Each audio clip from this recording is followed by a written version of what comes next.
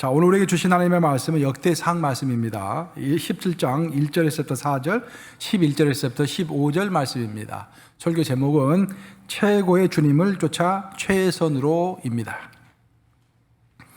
다윗이 그의 궁전에 거주할 때에 다윗이 선지자 나단에게 이르되 나는 백향목궁에 거주하거늘 여호와의 언약궤는 휘장 아래에 있도다. 나단이 다윗에게 이르되 하나님이 왕과 함께 계시니 마음에 있는 바를 모두 행하소서. 그 밤에 하나님의 말씀이 나단에게 임하여 이르시되 가서 내 종 다윗에게 말하기를 여호와의 말씀이 너는 내가 거할 집을 건축하지 말라. 내 생명의 연한이 차서 내가 조상들에게로 돌아가면 내가 내 뒤에 내 시 곧 내 아들 중 하나를 세우고 그 나라를 견고하게 하리니 그는 나를 위하여 집을 건축할 것이요 나는 그의 왕위를 영원히 견고하게 하리라. 나는 그의 아버지가 되고 그는 나의 아들이 되리니 나의 인자를 그에게서 빼앗지 아니하기를 내가 내 전에 있던 자에게서 빼앗은가 같이 하지 아니할 것이며 14절과 15절 합독합니다. 시작. 내가 영원히 그를 내 집과 내 나라에 세우리니 그의 왕위가 영원히 견고하리라 하셨다 하라. 나단이 이 모든 말씀과 이 모든 계시대로 다윗에게 전하니라. 살아계신 하나님의 말씀입니다. 자, 오늘 설교 제목이 뭡니까 여러분? 최고의 주님을 쫓아 최선으로. 한번 따라서 해볼까요? 최고의 주님을 쫓아. 어떻게? 최선으로. 최고라는 단어와 최선이라는 단어, 이 두 가지 단어를 오늘 꼭 머릿속에 집어넣으셔야 합니다. 우리 하나님은 최고의 하나님이십니다. 온 우주를 지으신 최고의 하나님이세요.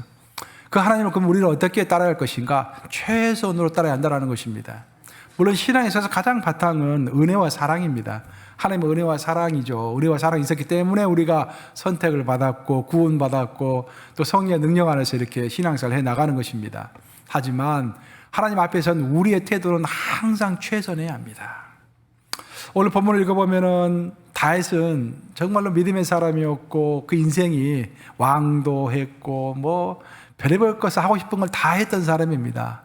하지만 하지 못하는 것도 있었어요. 다윗에게도 한계가 있었습니다. 하나님의 집을 짓고 싶어 했는데 하나님이 그 집을 짓지 말라고 했습니다. 참 큰 교훈입니다. 우리가 아무리 열심을 내고 아무리 노력을 해도요, 우리의 인생과 신앙에는 한계가 있을 수 있는 것입니다. 근데 놀라운 것은 그 한계에도 불구하고 하나님은 다윗의 태도를 보시고 그를 크게 축복해 주셨다라는 거예요.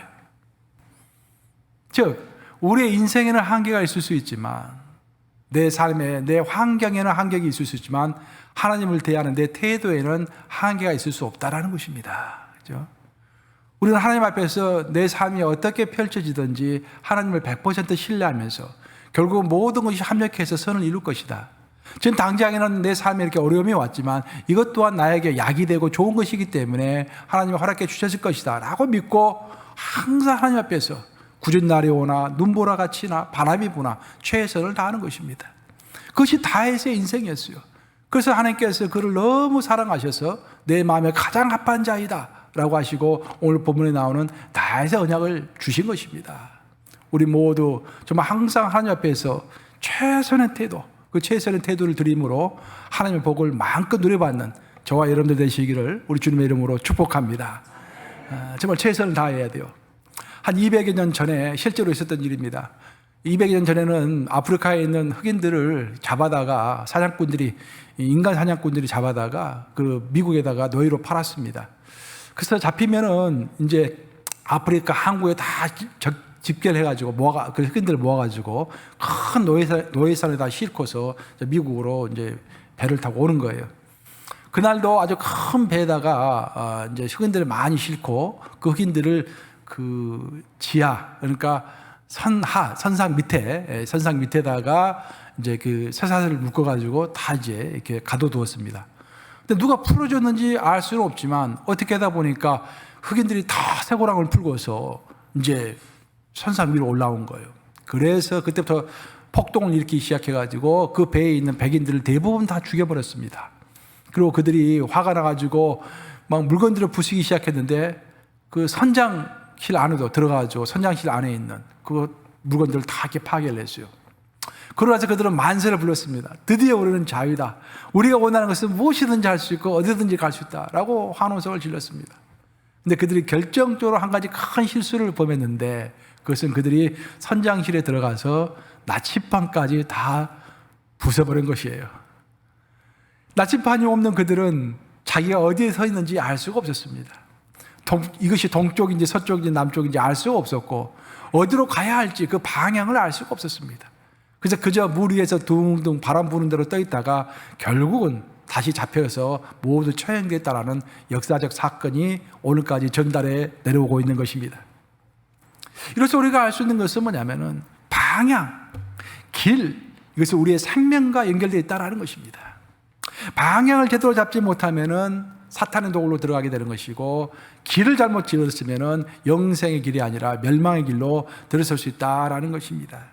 신앙생활에 있어서도 길을 잘 잡는 것, 방향을 잘 잡는 것이 너무도 중요합니다. 우리가 예수님을 영접할 때 처음에 믿지 않는 불신자가 예수님을 영접하게 되고 제일 먼저 하는 것이 죄의 고백을 한과 동시에 회심을 하게 됩니다. 회심이다라는 것은 방향을 트는 것을 얘기하죠. 컨버전이라고 하죠. 내 인생의 방향을 트는 것입니다. 예수님을 믿기 전에는 내 인생의 주인은 나였습니다. 이 세상에서 내가 인생을 살아갈 때 내가 인생의 계획을 세우고 내가 인생의 방법을 다 스스로 다 만들어서 인생을 살아갔습니다. 그런데 이제는 예수님의 종이 되었기 때문에 우리는 예수님을 나의 구주라고 부르잖아요. 나의 마스터. 마스터라는 말은 뭡니까? 내 주인이라는 말이에요. 주인의 반대말은 종입니다. 종은 주인이 시키는 대로 일을 하는 거예요.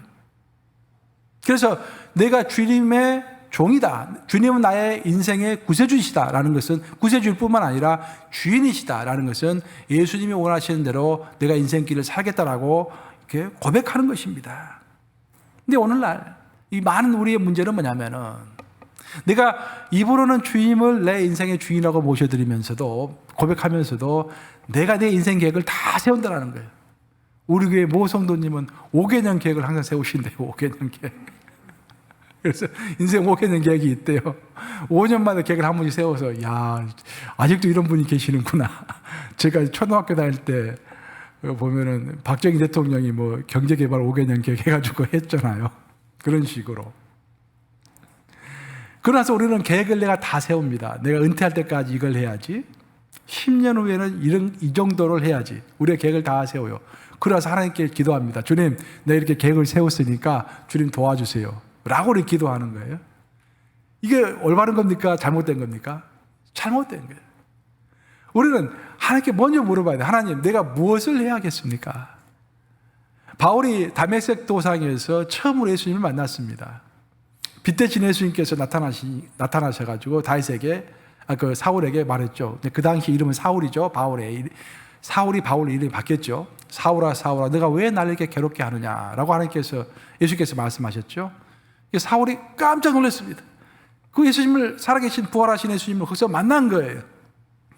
사울이 예수님을 만나고 나서 첫 번째 말이 뭐였습니까? 주여 누시나이까. 그죠? 주여 누시나이까. 그 다음 두 번째 말이 주여 내가 무엇을 해야 합니까? 그죠? 이 두 가지 항상. 주님 누구십니까? 주님은 누구십니까? 나의 구세주일 뿐만 아니라 내 인생의 주인이시라는 거예요. 그러면 주님 내가 무엇을 해야 합니까? 뭘 해야 합니까? 주님이 이끄시는 대로, 주님이 원하시는 대로 인생을 살아가는 거예요. 그래서 우리는 기도할 때 가장 기본적으로 기도해야 할 것이 주님, 내가 무엇을 하기를 원하십니까? 내 나이 지금 50이 다 됐습니다. 내 나이 60이 다 됐습니다. 주님, 이 뉴욕 감옥에서 내가 무엇을 하기를 원하십니까? 내 인생이 60이 넘어서는데 어떤 열매를 맺어야 할 터인데 주님, 내가 무엇을 하기를 원하십니까? 라고 물어봐야 하는 거예요. 물어보지도 않고 주님 내가 60이 됐으니까 이제부터 내가 은퇴 준비를 좀 해야겠습니다. 내가 이제부터는 좀 비즈니스를 제대로 좀 해야겠습니다. 그게 아니에요. 오늘날 모든 사람들의 가슴을 흥분케 하는 것, 그 단어가 두 가지 단어가 있어요. 오늘 가장 많이 사람들이 사용하는 단어 중에 하나가 자유라는 단어입니다. 자유. 그리고 주권이라는 단어입니다. 주권, 자유와 주권. 모든 사람들의 가슴을 흥분하게 만드는 것이죠. 내가 주권이 되어서 자유롭게 내가 원하는 것을 하는 것, 그런 삶을 또 그런 국가를 모두 꿈을 꿉니다. 우리가 주권이라고 했을 때, 이제 주권이라는 것은 어떤 주인이 된다 그런 말이죠. 주권이라고 했을 때 이 세상에 몇 가지 주권이 있습니다. 첫 번째로 가장 많이 언급되는 주권이 국민 주권이죠. 국민이 주인이다라는 거예요. 국민이 주인이다. 이 사상은 프랑스 혁명으로부터 시작됐죠. 프랑스 대혁명으로부터 시작이 돼서 그 전에는 이제 왕들이 주권이었는데 이제는 국민이 주권이다라는 거예요.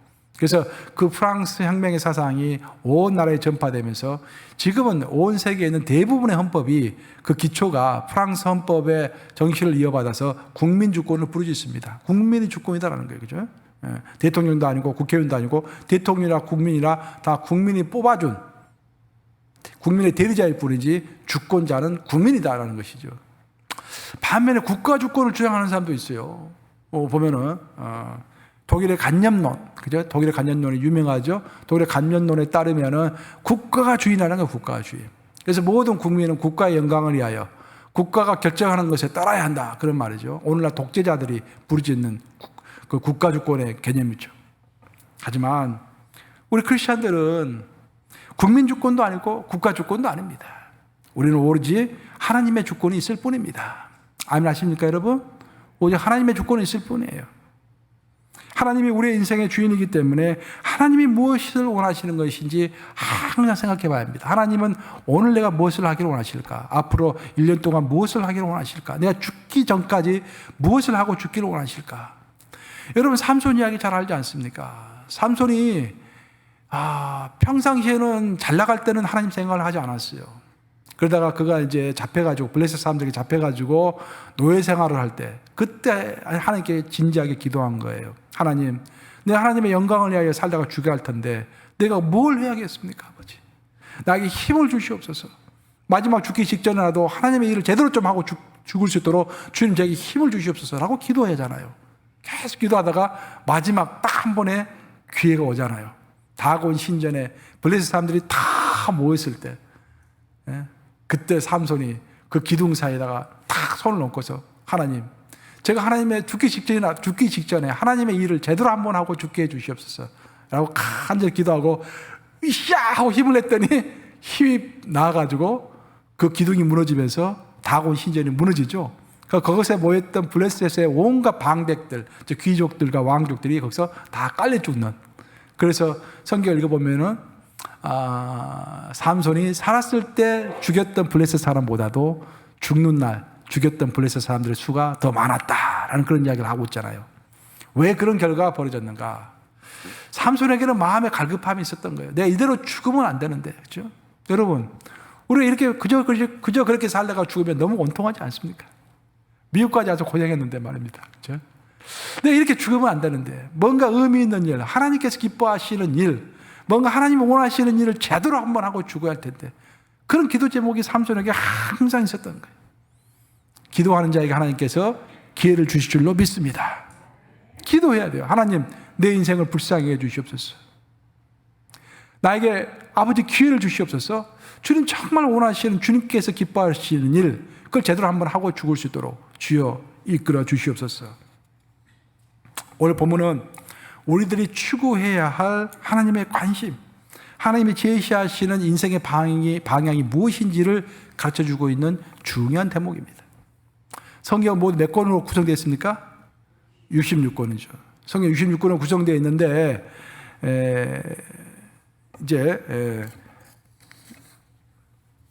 바로 이 다윗, 오늘 본문에 나오는 다윗 언약을 중심으로 해가지고 성경의 전후가 나누어집니다. 그 정도로 이제 중요해요. 우리가 읽는 구약 성경과 유태인들이 현재 읽고 있는 구약 성경은 내용은 똑같습니다. 내용은 똑같은데 그 배열, 순수가 달라요. 우리가 읽고 있는 구약 성경의 맨 마지막 책은 어떤 책입니까? 말라기가 제일 마지막 책이죠. 근데 유태인들이 읽고 있는 구약 성경은 내용은 똑같은데 제일 마지막에 있는 책이 바로 역대기입니다. 역대기. 우리 이제 개신교가 읽고 있는 역대기는 역대상하로 나눠놨잖아요. 원래 나눠진 책이 아니에요. 원래 한 권의 책이에요. 한 권의 책인데 그래서 알아듣기 쉽게, 또 너무 분량이 많으니까 우리 역대상, 역대하로 이렇게 나누는 건데 원래는 역대기 한 권입니다. 그래서 유태인들이 읽는 그 성경을 보면은요, 제일 마지막에 역대기가 나와 있어요. 말라기가 나와 있는 것이 아니라. 그 말은 무슨 말이냐면은 그 역대기는 구약 성경 전체의 요약입니다. 요약. 그리고 구약성경 전체가 주는 교훈 중에서 교훈을 모아놓은 책입니다. 그리고 구약성경 전체의 주석서라고 할 수 있는 것이죠. 그런데 그 역대기 중에서도 제일 중요한 부분이 바로 오늘 본문에 나오는 다윗 언약이라는 것이에요. 그래서 성경 크게 보면은요, 창세기부터 요한계시록까지 봤을 때 크게 보면은 오늘 본문이 나오는 역대상 17장을 중심으로 해가지고 오늘 다윗의 언약이 나오잖아요. 다윗의 언약 전반부 그리고 다윗의 언약 후반부 이렇게 나누는 거예요. 그 정도로 성경 전체를 가릴 수 있을 만한 가장 중요한 본문 중에 하나가 오늘 나오는 역대상 17장인 것입니다. 오늘 본문을 읽어보시면은 다윗은 자기의 인생이 최고 절정기에 올라가 있을 때 이제 어떤 일을 했는가라는 것을 적어놓고 있습니다. 하나님은 다윗을 너무도 사랑해가지고 마음에 합한 자였기 때문에 다윗이 하는 일마다 성공하게 하셨어요. 성경을 읽어보면은 다윗이 가는 곳마다 전쟁에서 승리했다라고 되어 있고요. 다윗의 가문은 점점 흥황해지고 사울의 가문은 점점 약해졌다라고 성경은 이야기하고 있습니다. 하나님이 축복해 주시니까 하는 일마다 형통한 거예요, 다윗이. 그래서 다윗은 하나님의 도우심으로 정복하기 어려운 예루살렘 성을 정복했습니다. 아시다시피 예루살렘 성은 저 언덕 위에 있죠. 그래서 우리는 시편을 읽어보면 성전으로 올라간다라는 표현이 있잖아요. 언덕 위에 성전이 있는 거예요. 올라가는 거예요. 상당히 쉽지가 않습니다, 올라가기가. 그래서 예루살렘 성을 빼앗기 위해서 전쟁을 할 때는 저 밑에서 위로 올려다 보면서 전쟁을 해야 돼요. 그러니까 얼마나 전쟁하기 힘들겠어요. 근데 그 성을 하나님의 도우심으로 다윗이 예루살렘 성을 빼앗죠. 그리고 그것을 이스라엘의 수도로 삼고 제일 먼저 자기의 궁궐을 크게 지었습니다. 그래서 궁궐을 크게 짓고 뭐 전쟁에서도 승리하고 모든 것이 형통한 거예요. 가장 평안하고 마음도 편안하고 몸도 편안하고 환경도 아주 편안했습니다. 사랑하는 여러분, 여러분들이 이렇게 몸과 마음이 편안하고 모든 환경이 다 형통할 때 여러분들은 무엇을 생각하십니까? 많은 사람들이 해외여행을 생각하시는 것 같아요. 드디어 이제 내가 해외여행을 할 때가 되었다. 이미 나가지고 이제까지 제대로 쉬지도 못하고 그렇잖아요. 쉬지도 못하고 열심히 일을 해서 이제 모기지를 거의 다 갖고 비즈니스도 안정이 되고 자식들도 학교를 졸업해서 취업까지 했습니다. 자, 이제 내가 무엇을 할고? 놀랍게도 다윗은 이렇게 가장 자기 인생이 평안할 때 하나님을 생각한 것입니다.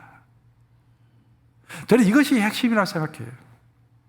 가장 편안하고 가장 왕성하고 병도 없고 아주 활기차고 에너지가 넘치고 물질도 많고 머리도 팍팍 돌아가고 하는 일마다 잘 될 때 그때 다윗은 하나님을 생각했다라는 것입니다. 자, 오늘 본문 1절을 읽어보겠습니다. 역대상 17장 1절 시작. 다윗이 그의 궁전에 거주할 때에 다윗이 선지자 나단에게 이르되 나는 백향목궁에 거주하거늘 여호와의 언약궤는 휘장 아래에 있도다.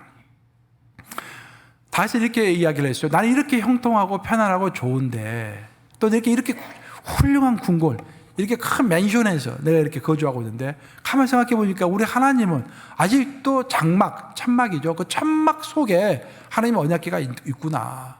아, 내가 이러면 되겠는가 하고 정말 자신이 형통할 때 하나님을 생각한 거예요. 그래서 그 하나님은 항상 우리의 마음의 중심을 보신다고 하셨잖아요. 성경을 읽어보면요, 하나님은 우리의 말을 듣지 않으세요. 말을 이렇게 보지 않으세요. 듣거나 말을 중요시 생각하지 않습니다. 하나님 항상 마음의 중심을 보신다고 하셨잖아요. 성경 자주 이야기하잖아요. 우리의 마음의 중심을 보신다. 하나님은 이미 다윗의 마음의 중심을 보신 거예요. 너무 기뻤어요. 그래서 그날 밤에 나단에게 나타나십니다. 하나님께서 나단에 나타나가지고 너 가서 다윗에게 이야기해라.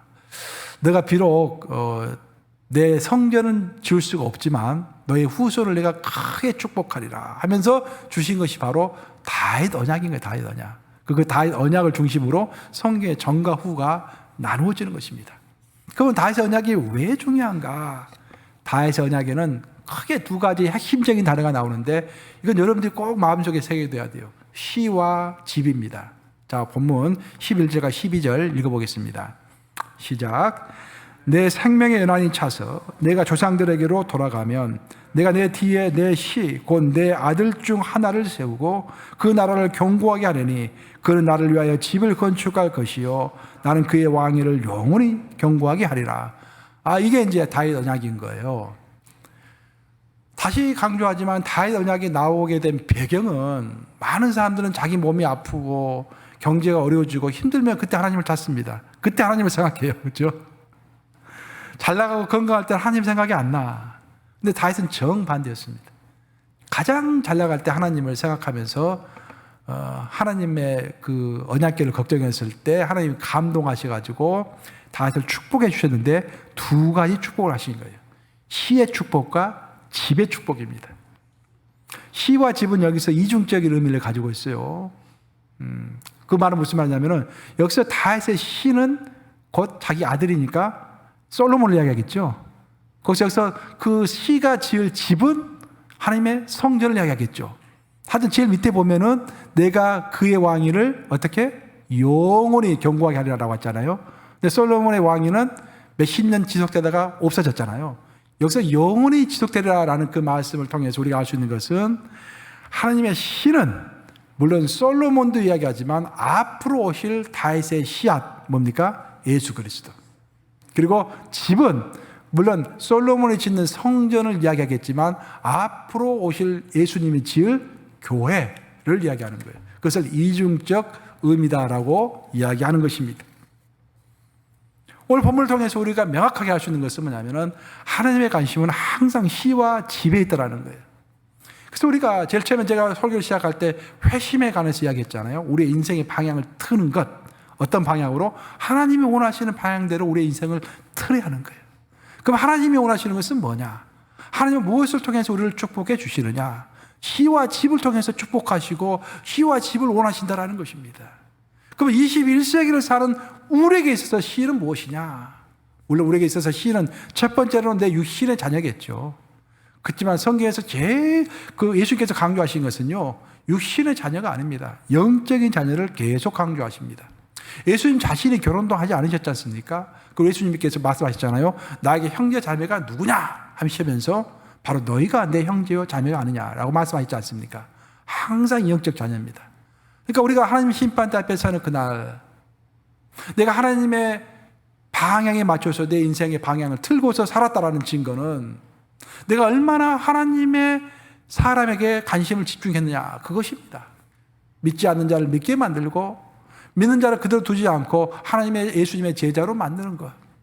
뭐 너무 어렵게 생각할 필요 없습니다. 우리 교회 중에서도 믿음이 연약한 자가 보이면은 그에 찾아가서 손 잡아주고 그래서 함께 기도해주고 밥 먹을 때마다 하루 3번 기도해주고 아침, 점심, 저녁 우리 먹잖아요. 그때마다 식사기도 하잖아요. 최소한 나는 여러분들에게 건의하고 싶어요. 여러분들의 마음속에 와 닿는 어떤 한 사람이 있을 거 아니에요. 여러분 주위에 뭐 한 사람이 됐든지 교회에 한 사람이 됐든지 그 사람을 위해서 하루 3번 기도해 보세요. 그 사람이 꼭 형제처럼 느껴집니다. 저도 습관적으로 이제 항상 기도하는 사람들이 지금 아침, 점심, 저 식사할 때 이렇게 항상 그 사람이 내 내려서 떠나지를 않는 거예요. 그것이 제자로 만드는 것입니다. 꼭 우리가 그 한 사람을 성경 공부 가르치고 해서 제자로 만드는 것이 아니라 그렇게 하면 좋겠지만 단지 기도를 함으로 성령께서 그를 제대로 이끌어 주시옵소서 기도함으로 인해서 한 사람을 제자로 세우는 거예요. 그 하나님의 씨를 이 땅에 세우는 것입니다. 그것이 하나님의 방향이고 그것이 하나님께서 기뻐 받으실 만한 일이라는 거예요. 또 한 가지는 집이라고 그랬죠. 21세기를 사는 우리들에게 있어서 집은 교회를 얘기하는 거예요. 하나님의 집. 더 나아가서는 우리가 앞으로 영원히 들어가서 살 집, 새 예루살렘, 즉 천국을 얘기하는 것입니다. 그래서 우리의 관심은 항상 하나님의 집인 교회, 그리고 내가 영원히 앞으로 살게 될 그 새 예루살렘, 과연 나는 새 예루살렘에 들어갈 만한 자격이 있는가? 새 예루살렘에 들어가기 위해서는 흰옷이 필요하다고 요한계시록에서는 이야기하고 있죠. 그 흰옷은 뭐라고 그랬습니까? 성도의 거룩한 행실이라 라고 요한계시록에서 이야기하고 있잖아요. 그래서 항상 우리의 행실을 돌아보는 것이죠. 영원한 소망 있는 사람은, 새 예루살렘에 관한 소망 있는 사람은 항상 자기의 행동을 돌아보게 되어 있습니다. 종합하면은 하나님은 시와 집을 통하여서 다윗을 축복해 주셨습니다. 그리고 오늘도 마찬가지입니다. 하나님께서는 그 시와 집을 통해서, 즉 영적 후계자와 또 교회와 천국을 통해서 우리를 축복하시는 것입니다. 그래서 나의 방향, 인생의 방향, 내 생각의 방향이 항상 그런 쪽에 꽂혀 있어야 한다, 그런 말입니다. 오늘날 일반적으로 어떤 한 사람이 어떤 삶을 살고 있을까라고 추측할 때 가장 편리한 방법 중에 하나가 그 사람이 살고 있는 집 주소의 집 코드, 그렇죠, 우편 번호를 딱 알아가지고 그 검색창에 쳐보는 거예요. 검색창에다 11803 치고 딱 어떻게 특징이 뭐냐고 물어보면요, 딱 나옵니다. 11803에 사는 사람들의 평균 연령, 교육 수준, 재산세 다 나옵니다. 여기 보면은. 사람이 살고 있는 지역에 따라서 사람들의 특징이 다 다르게 나오는 거예요. 마찬가지로 교회도 비슷한 면이 있습니다. 교회, 뉴욕에 있는 교회들은요, LA에 있는 교회들과 상당히 차이가 있어요. 또 뉴욕 가운데서도 우리 롱아일랜드에 있는 교회들하고 스테튼 아일랜드에 있는 교회들, 그리고 플러싱에 있는 교회들이 많이 차이가 있습니다. 이렇게 개개인이 다르고 교회가 서로 다릅니다. 하지만 그럼에도 불구하고 모든 크리스찬들은 각각 다름은 있을지언정 그들이 추구하는 방향은 똑같아야 한다, 그런 말이에요. 그래서 오늘 본문은 우리에게 이야기해 주고 있는 것입니다. 우리의 방향은 항상 하나님의 시, 하나님의 집, 이 두 가지를 열심으로 세워나가는 것, 최선으로 세워나가는 것, 그것일 줄로 믿습니다. 우리는 항상 하나님의 시에 관심을 가져야 되고 하나님의 집에 관심을 가지면서 그것을 최고의 하나님을 위하여 최선을 다해서 살아가는 것입니다.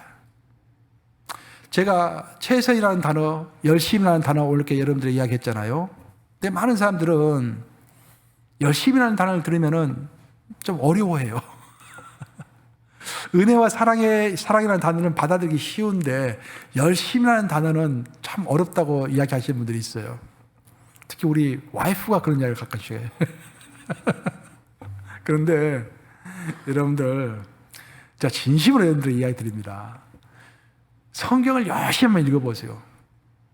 얼마나 많이 하나님께서 우리에게 열심히 이야기하고 계시는지. 특히 신약 성경 중에서 바울이 쓴 서신서들 다 읽어보세요. 다 열심히 하라는 이야기입니다. 그죠? 내가 나를 쳐서 복종시키노라. 내가 목표를 향하여 다름질 치노라. 전부 열심히 가라는, 처음부터 끝까지 열심히 가라는 이야기입니다. 더 중요한 것은 뭐냐면은 우리 하나님 본인 스스로가 나는 열심이다라고 선포하셨어요. 이사야 말씀 9장 7절 한번 같이 읽어보겠습니다. 시작. 다윗의 왕자와 그의 나라에 군림하여 그 나라를 굳게 세우고 지금 이후로 영원히 정의와 공의로 그것을 보존하실 것이라. 만군의 여호와의 열심히 일을 이루시리라. 하나님께서 다윗의 가문을 딱 세우기로 마음에 작정한 다음에 열심으로 하나님의 스스로의 약속을 지켜나가신다, 그런 말씀입니다. 우리에게 모범을 보여주신 거예요. 그러니까 우리는 항상 예수님의 열정과 하나님의 열정을 본받아서 하나님의 집, 이 두 가지에 관심을 가지면서 최고의 하나님을 최선으로 섬겨야 하는 것입니다. 그럼 여기서 한 가지 질문을 여러분들이 나에게 합니다. 목사님, 열심히 해야 한다면 그럼 어느 정도 열심히 해야 합니까? 그게 참 모호합니다. 어느 정도 열심히 해야 합니까? 그런 질문이 있을 것 같아서 제가 오늘 여러분들에게 그걸 잠깐 설명드리고자 합니다. 우리가 어느 정도 열심을 내야 하는가? 첫째, 우리의 열심을 낼 때는요, 이 세상의 흐름에 떠내려가지 않을 정도로 열심을 내야 합니다. 자, 우리 성경 히브리서 2장 1절 한번 같이 읽어보겠습니다. 히브리서 2장 1절 시작. 그러므로 우리는 들은 것에 더욱 유념함으로 우리가 흘러 떠내려가지 않도록 함이 마땅하니라. 그러니까 우리가 어느 정도 열심으로 신앙생활을 해야 하느냐, 첫 번째 기준은 세상의 흐름에 떠내려가지 않을 정도로 열심히 해야 한다는 거예요. 자, 뉴욕에 있는 강이 어떤 강입니까? 허드슨 강이죠. 허드슨 강에 물고기 한 마리 살고 있어요. 근데 허드슨 강 가만히 고여있는 강입니까? 흐르는 강입니까? 허드슨 강 흐르는 강이죠. 흐르니까 강이죠. 고여있지 않죠. 흐르죠. 흐른다라는 것은 어느 정도 그 유속이 있다는 거예요. 유속이라는 것은 물결의 속도가 있다는 말이에요. 어떤 물고기가 움직이지 않고 가만히 있으면요, 그 흐르는 물에 그냥 떠내려가는 거예요. 떠내려가다가 결국 어떤 물을 만납니까? 대서양의 짠물로 만나죠. 민물에서 살고 있던 고기가 짠물로 들어가면 어떻게 됩니까? 죽는 거예요. 그래서 허드슨 강에 살고 있는 물고기 한번 천천히 보세요. 막 헤엄을 칩니다, 계속. 왜 헤엄을 칠까요? 그 유속의 속도를 이기기 위해서 헤엄을 계속 치는 거예요. 신앙이 그런 것입니다. 신앙은 멈춰 있으면 넘어지는 거예요. 신앙은 자전거를 타는 것과 똑같습니다. 자전거는 페달을 밟지 않으면 넘어지게 돼 있어요. 계속 페달을 밟아야 하는 거예요. 그래서 계속 페달을 밟고 앞으로 나가야 하기 때문에, 그것이 어렵기 때문에 하나님께서 우리에게 이렇게 교회의 공동체를 주신 것입니다. 내가 힘들 때는 어떤 성도는 팔팔하잖아요. 그 팔팔한 성도가 나를 격려하고 위로하고 함께 가는 거예요. 그러다가 또 한참 가다 보니까 또 이 친구가 넘어져 있어. 그때 또 내가 또 힘이 있으니까 내가 또 그 힘을 가지고 이 친구를 잡아서 끌어주고, 그래서 공동체로 함께 가는 것입니다. 그래서 우리가 어느 정도 열심을 내야 할 것인가? 그것은 세상의 흐름에 떠내려가지 않을 정도의 그 움직임이 있어야 하는 거, 그 열심이 있어야 하는 거예요. 가만히 있으면 절대로 안 됩니다. 두 번째 성경이 이야기하고 있는 열심은요, 우리가 넉넉히 이길 수 있는 그런 열심을 내야 합니다. 넉넉히 이길 수 있는 열심. 베드로후서 11장 10절과 11절 같이 읽어보겠습니다. 시작. 그러므로 형제들아 더욱 힘써 너희 부르심과 택하심을 굳게 하라. 너희가 이것을 행한즉 언제든지 실족하지 아니하리라. 이같이 하면 우리 주 예수 곧 구주 예수 그리스도의 영원한 나라에 들어감을 넉넉히 너에게 주시리라. 넉넉히라는 단어를 영어로 한번 보세요. 참 흥미롭게 표현되어 있어요. 뭐라고 되어 있습니까? Rich welcome이에요. Rich welcome. 이게 무슨 말이냐면은 우리가 천국에 들어갈 때 히브리서를 읽어보면은 천국에서 사람들이 다 우리를 기다리고 있어요. 그러니까 우리 들어가면 이제 우리 박수 치면서 환영하는 거예요. 근데 어떤 사람이 오면은 그냥 왔구나 그 정도인데, 어떤 사람 들어오면 리치 웰컴 막 박수를 열정적으로 박수를 해준다 이 말이죠. 넉넉히 들어갈 정도로, 천국에 넉넉히 들어갈 정도로 열심을 내라라고 성경은 명확하게 이야기하는 것입니다. 그러니까 소극적인 것과 적극적인 거예요. 우리가 소극적으로 열심을 내겠다나 생각하면은 세상의 흐름에 뒤처지지 않을 정도로 열심히 하는 것이고, 나 적극적으로 열심히 하겠다라고 하면은 리치 웰컴을 받을 정도로 열심을 내야 할 줄로 믿습니다. 이제 말씀 마무리합니다.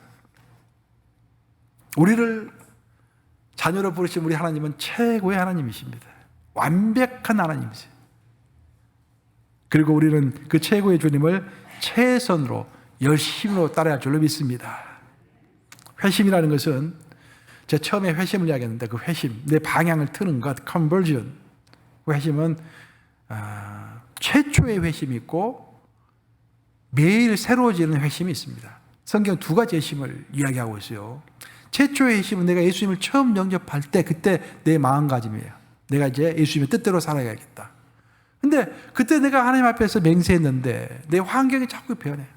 내 나이도 변하고 내 힘도 변하고 모든 것이 변해요. 그래서 변하는 상황 가운데서 또 그 환경에 맞춰서 하나님께 또 한 번 헌신하고 내 인생의 방향을 매일 새롭게 트는 것입니다. 그래서 바로 매일 새로워지는 회심이라고 합니다. 인류 역사를 돌아보면은요, 강盛했던 나라가 쇠퇴할 때는 항상 두 가지 현상이 드러났습니다. 그 강대국의 흥망성쇠라는 그 책을 읽어보면은 그렇게 나와 있죠. 큰 나라가 한참 잘 나가다가 넘어질 때는 똑같은 현상이 벌어진다는 거예요. 자기가 감당할 수 있을 것보다도 훨씬 더 많은 군사력을 유지한다는 것입니다. 교만한 것이죠. 자기를 뽐내고 싶어 하는 것이죠. 우리 개인 생활도 마찬가지예요. 내가 여기서 스탑해야 한다.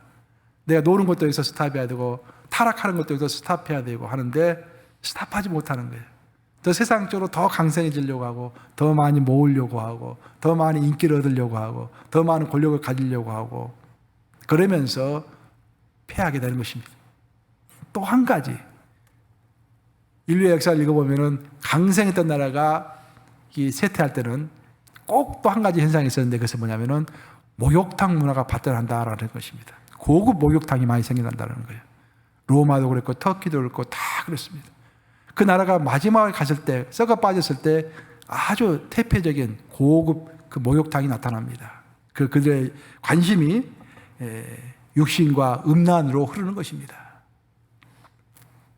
처음에 그들이 가졌던 근면하고 성실하고 목표지향적이었던 그런 생각들이 없어지고 그저 현재를 즐기고 방탕하게 되는 것입니다. 오늘 본문에 나오는 다윗의 열심은 하나님의 기쁨과 하나님의 축복으로 결국은 응답이 되었습니다. 다윗은 하나님의 집을 지을 수 없다는 그런 한계를 가진 한계의 사람이었지만 그럼에도 불구하고 그 한계가 다윗의 태도까지 한계 지을 수는 없었습니다. 그는 분명히 자기 인생에 어떤 한계가 있었지만 그 환경 속에서 절망하지 않고 그 태도를 최선으로 하나님께 그 최선의 태도를 하나님께 드렸죠. 그 최선의 열심을 또한 하나님께 드렸죠. 그래서 하나님의 마음에 합한 자가 됐던 것입니다. 여러분 모두 최고의 주님을 쫓아서 최선의 열심으로 살아가심으로 다윗이 받았던 그런 축복, 여러분의 축복이 되시기를 주님의 이름으로 축원합니다.